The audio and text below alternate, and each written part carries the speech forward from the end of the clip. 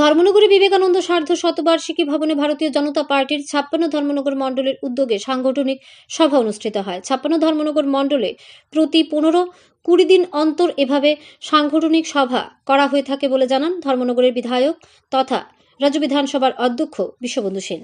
তিনি জানান, এই সাংগঠনিক সভার মাধ্যমে কার্যকর্তাদের বিভিন্ন ভুল ত্রুটিগুলি তুলে ধরা হয়। সাংগঠনিক সভায় আলোচনা করেন মণ্ডল সভাপতি সহ বিধায়ক নিজে।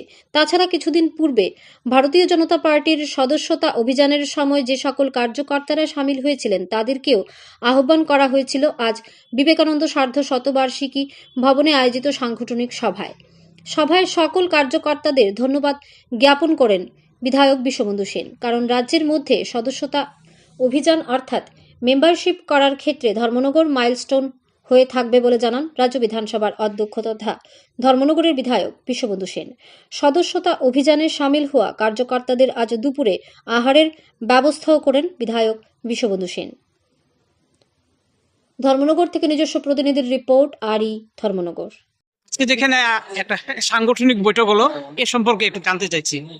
আমরা ৫৬ ধর্মনগরের মন্ডল প্রতি ১৫ দিন অন্তরে আমরা নিজেদের মধ্যে সাংগঠনিক বৈঠক করি, আমাদের মূল ত্রুটি সংশোধন করি, আরো বেশি নতুন করে কেউ সাংগঠনিক উজ্জীবিত হতে পারে। আমাদের মন্ডল সভাপতি গাইডলাইন দিন, আমাদের ভারতীয় জনতা পার্টির এই মন্ডলের যারা কার্যকর্তা আছে সবাই মিলে আমরা একসঙ্গে আলোচনা করে কিভাবে আরো দ্রুততমনীয় সংগঠন গড়ে তুলতে পারি সেই সম্পর্কে আমরা এখানে আলোচনা হয়, আলোচনা হলে আমিও থাকি। আমরা বসে নেই, আমরা সাংগঠনিক এখনো চালিয়ে যাবই।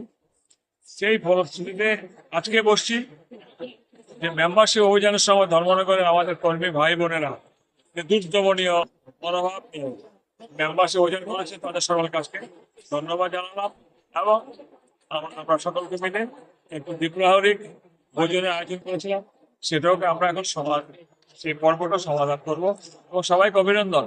সারা ত্রিপুরা রাজ্যে একটা মাইল ফলক হয়ে গিয়েছে ধর্মনগর ৫৬ মন্ডল মেম্বারশিপ করার ক্ষেত্রে।